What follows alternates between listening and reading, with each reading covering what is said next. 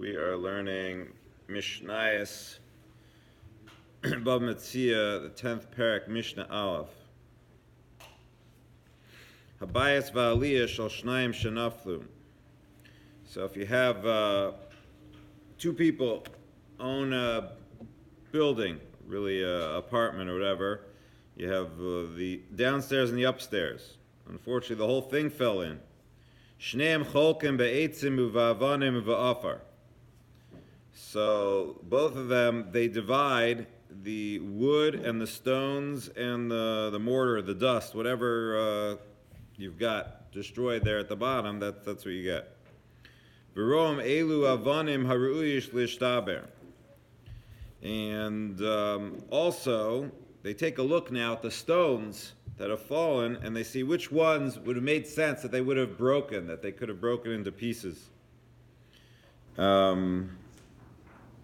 Meaning, because now they've got some are broken or some are whole. You'd rather have the whole ones.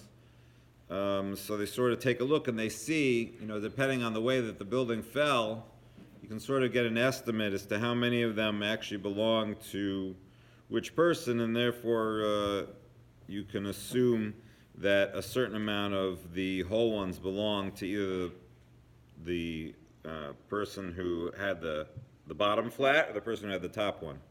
Im haya echad mehen makir mixas avanav.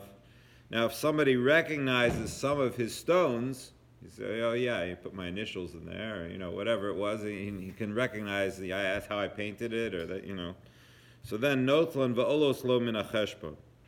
So he can take those. I mean, he can say, "Oh, these whole ones are mine." However, those they count for him, from the entire counting, meaning.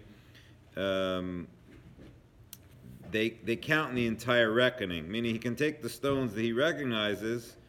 If the other person, sort of denies and says, no, those aren't yours, so then they have to share the stones between them. If he says, I don't know, so then the other one is able to take the stones that are his, but then they offset it with other ones that they don't know if they're his or not.